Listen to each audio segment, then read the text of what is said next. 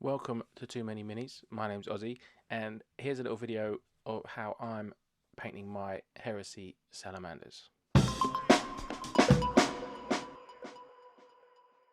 The primer I'm using is the Army Painter's green skin primer, and I think this is just perfect for salamanders. Not if you want the really dark color salamanders, not if you want really limey green kind of salamander ending up with, but this gives you a kind of really bright primary green kind of thing. I know green's not primary, but you know what I mean. It's a really bold color, and I think it's a great start. It jumps a step for me than coming from a black or grey or white primer or wraithbone or whatever. This is where it's at for me. I've just done some black on the base because that's quite a messy stage, and it's good to get that done. Whatever your basing is going to be, it's good to get the black primer on there. So I've just done that by hand. And then what we're going to do, Orc Flesh Contrast. Now, Orc Flesh Contrast is a great shade colour for the recesses of these Marines. So we give it a shake. Where's the shake? There's the shake. Get a brush, not your best brush. Get a small brush that isn't your best brush because contrasts get stuck in the bristles. They get stuck in the bristles and it makes it not good. And then what we're doing is we're going to be trying to be a bit neat here, and we're trying to go in all these cavities. In all the cavities, in all the places where you think you might want some shading on the green. So it's going to be fingers. And you could do all of them basically. You don't really need to leave anything on the fingers because you're going to be highlighting them really well anyway. Later, again, you can be kind of rough with it, and then you can wipe some off if you want. So here we're going along the lines. And these dots, I'm going to dot them in and just try, it doesn't matter if we get some on the panels because they're all going to get painted over, but it's easier if you get less mess where you don't want it. And again, if you're just going into a kind of covered place which would have shadow, stick a bit in. That's that arm done. Let's do the other arm. Again, we're going to go along here where there's going to be points of shadow in the recesses. Dot, dot, dot. Underneath there.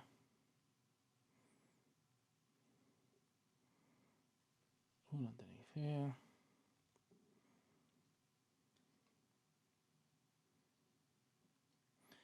The pauldrons, the shoulder pads, are going to be going black anyway. So we'll leave them for now.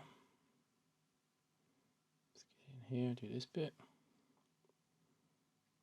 Do some of that. Oops, didn't really want to do all of that bit there.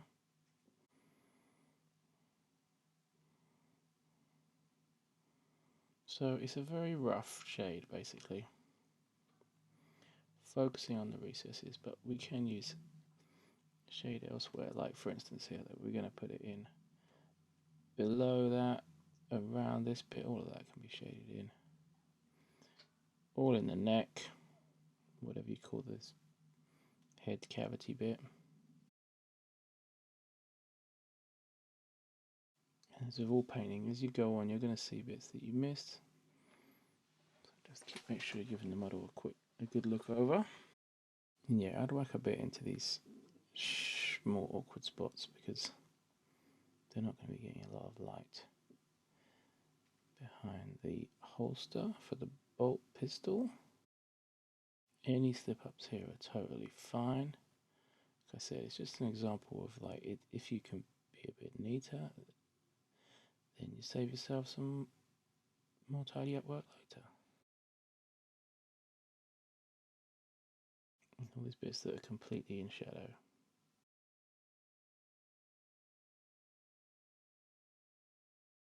I mean, you can just do the whole thing. That's the other thing. You could just do you could run it over the whole thing. But I think if you do some of it into just the recesses, it's making it a bit easier for yourself. Get it in there to do the shading for you in the back. and it's awkward to reach places. Obviously, lots of people like to assemble their Marines all in parts and separate assemblies and stuff. It's not really my bag, but I do appreciate the reason why people do it, and I'm sure they get great results.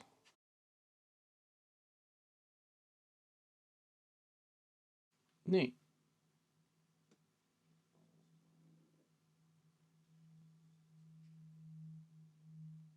Now we're going to do the metal parts lead belcher.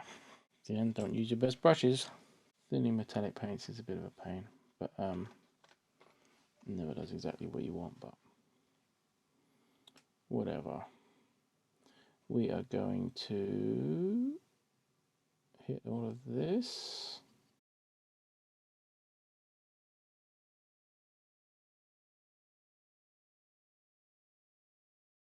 Now there's not a lot straight metallic on these.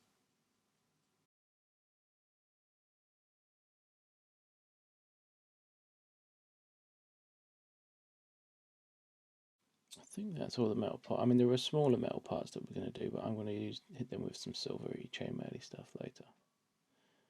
I think that's all right for this. Oh, look, it's got a little silver nose. No problem. Yeah, I think the rest is detail work that we'll do later on. Okay. Next up, we're going to do some black, and I'm going to be using this Instar Pure Black, which is a really thin black that I really like. But you can just use, if you got James Workshop Abaddon Black, you can just thin it a bit. I'm going to be thinning mine with, again, I'm not shilling for Instar, but I love this Water Plus. So, do you know what? It doesn't barely needs it, this one, because it is quite thin. So I'm just going to pop some next to it on my palette.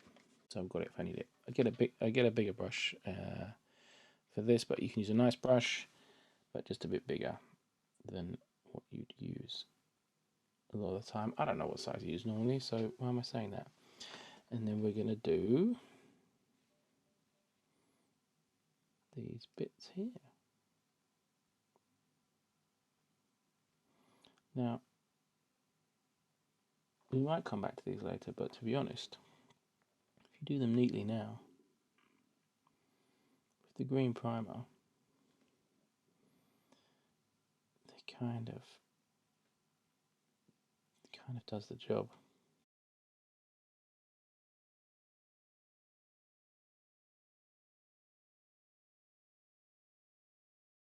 Now, a big easy bit is the shoulder pad.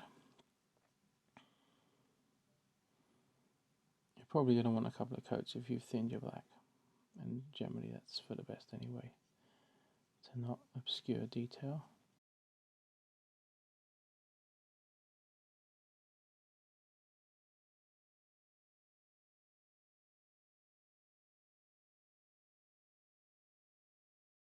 Oh yeah, another important one to do with this is tubes.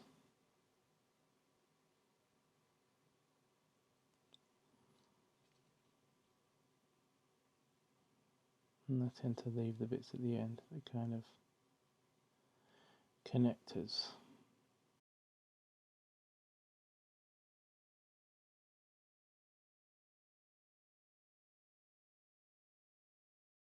Now, I've done the eyes in black here. I don't recommend you do that. I think you should do the eyes with the orc flesh in the recess shading stage. Now, I realise I missed an important bit of the lead belcher stage, which was this stuff. I don't know what it is called. Chest straps, power armor thingy. While you've got it out, you might as well, with a small brush, might as well do these bits on the holster. That bit and that bit. They're kind of space buckles. Now, once you've sketched in the metals and the blacks, you can go on to the main green. Whoops, don't glow. This is a lovely colour. even nicer than the primer, the green skin primer. I'm going to get some of that onto get a good splodge of it onto my palette, and I'm thinning it. So I've got it quite thin on my brush.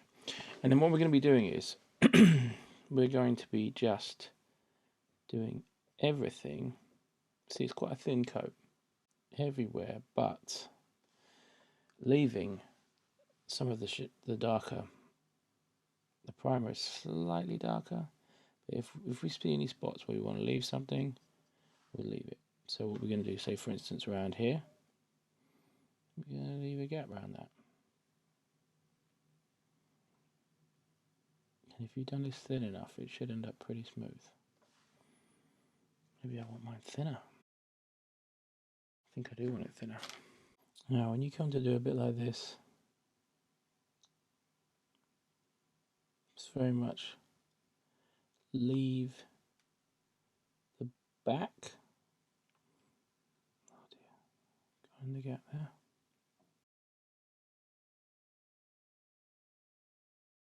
And here, there's really too much of the orc flesh in that gap. We don't want to shadow that deep, so we're going to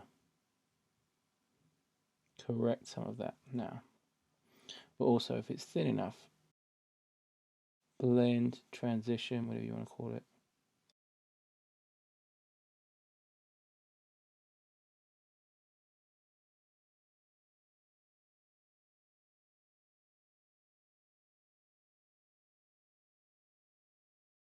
I'm going for a slightly smaller brush because I'm not feeling that one right now.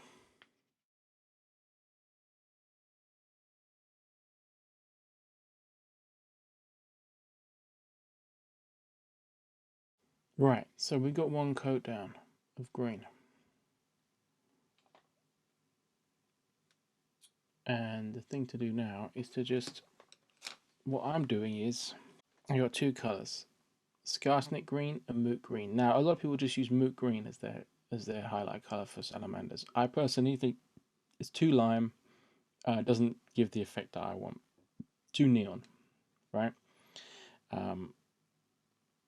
I want to soften it a bit, go a bit more pastel. So I add these in equal amounts. So I'm just adding a little bit. I'm just adding to my existing Warpstone Glow on my palette. Okay. I'm going to add, I don't know, that much.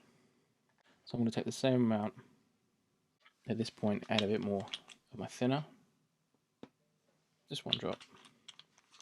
And then I've got, you can see on there, a lighter green. It dries a bit darker, so I'm getting that. And really what you're trying to do now is apply to the top surfaces. You apply to where the light's going to hit it. So just do it there. And you're kind of stylizing it. Like you're not trying to be exact. You know, because it's gonna come out of the kind of blend. This is where you want to try and do the fingers, and again concentrating on the top sides, the upper skyward sides. And it looks quite of a brighter shade right now, but it does actually dry a bit darker. It should really blend in.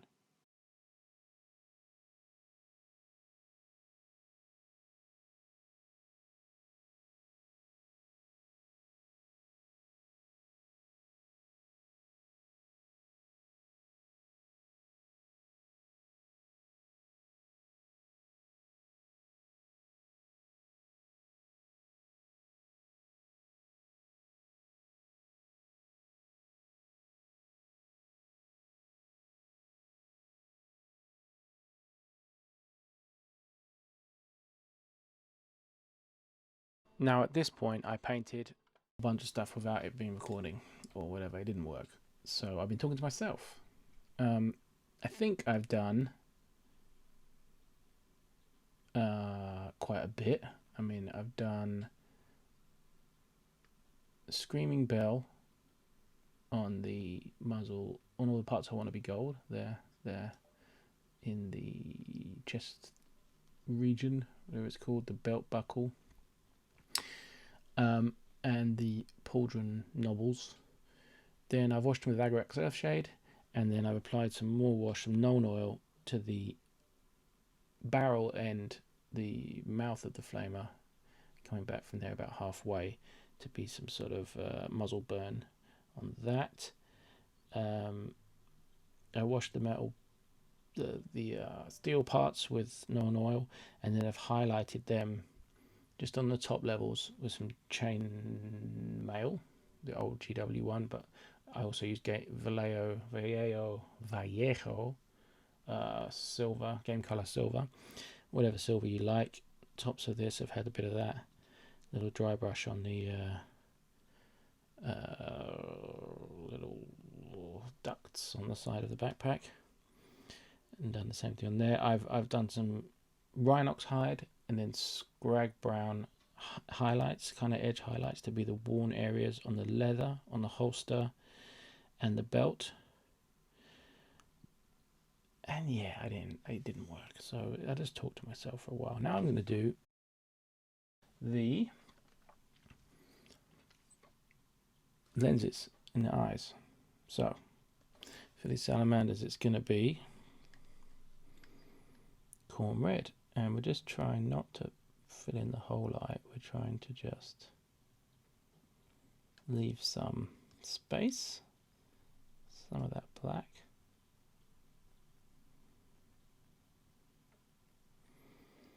That one much better than the first side. You want to get a bright red. Evil Sun's red, Wazdaka red, game color bloody red I like for this, but I think I'm going to go a bit pinkier with the Wazdaka red. It's a line just around the bottom. I'm doing this eye so much better than this one. Oh well. Just around the bottom of a line, then get some yellow. You know, your bright yellow, whatever. Flash gets. Could be orange.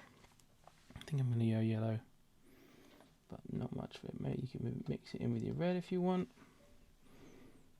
But I'm going to just think yellow, really. And then what you're doing is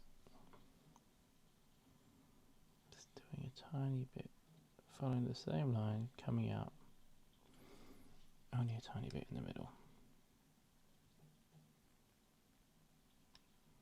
Now you get a spot of white in the reverse corner. Let's see if we can do a tiny dot. Tiny dot goes in the top corner away from the center of the eyes.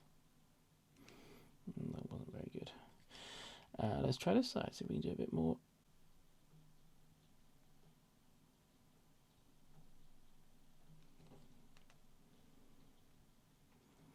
Nah, it's okay. I've seen worse. And you can do the same thing on the little lens.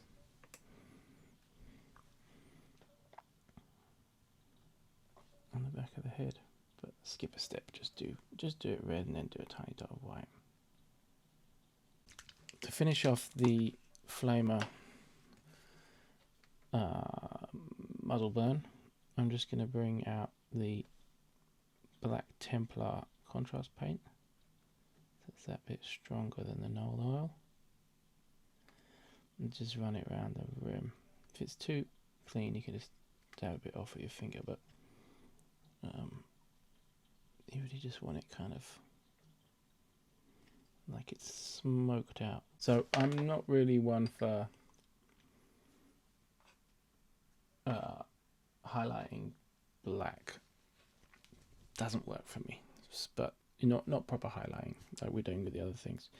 I'm going to do just some very bright grey, light grey, Ulthuan grey, and it's going to go in very selective spots just to give the hint. It gives your eye the idea of light catching it, but we're not going to have it catching all the bits of it because you end up with a grey model, and I don't like that. So, what? Oh God! And we're going to go to these back of the knee spots. Just try and dot a couple of little tiny lines. So you're catching the top part. That's it. So you're not doing it all the way across. You're just hinting at, God, this paint is not watered enough, not thinned. And you can just copy where the light is actually falling. Oh, damn it. You can decide how that looks and if it's too much. Then we'll do the same kind of thing on these pipes. Just a line where the light already hits it. I think it's easier to be less exact with this and then go over null oil to lessen the contrast. Gold time! Going to be using this polished gold from Game Color. Right, so kind of just again hitting the tops.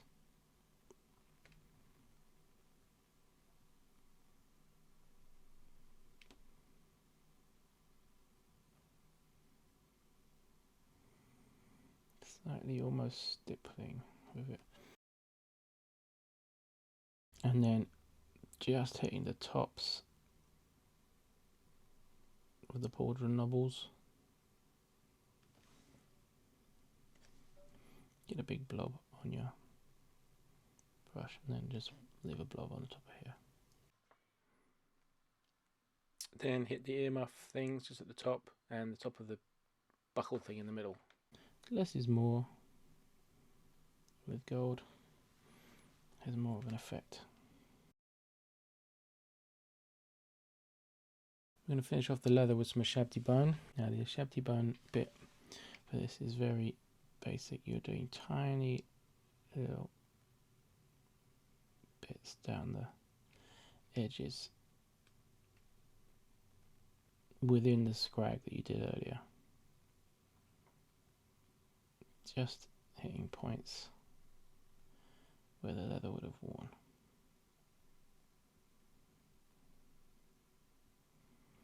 This is basically the really worn leather look.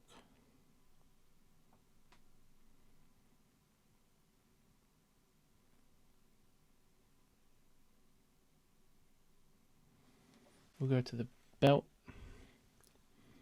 and add similarly just a few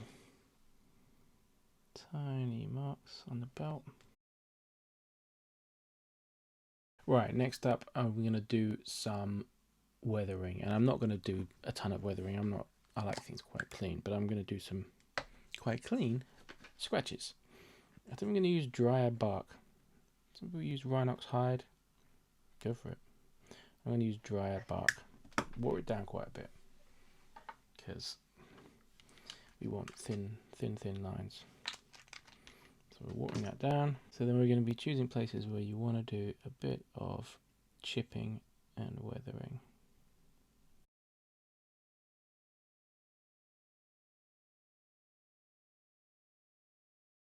And you want to try and make this look pretty random, but that's not the easiest thing in the world to do.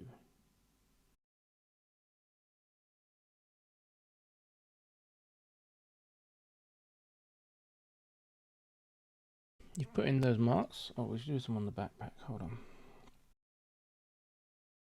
Then I'm going to go back to my Scarsnake green. Okay, Scarsnake green. Not going to use any moot green with this because it's not a highlight so much as a scrape. So you're just lining underneath the bit you've just done. So you put the scraped off bit. And if you want to, you can go another level and you can put a kind of metal in the middle. So you could put some metal scrapes coming through the plasteel coming through the scraped areas, but I don't know if I want to do that with this. I want to keep the illusion that they're made of green. If it's not stark enough highlight, just do it again. And you can also add on some scratches just with the highlight color. So, I mean, that works great. And if you did too much of the dark color, you can go over it a bit now. You know what? I'm pleased with that on that kneecap. I think that looks good. Now I'm just kind of doing some final highlights with the Skarsnik, because I think it's this is my final highlight color really.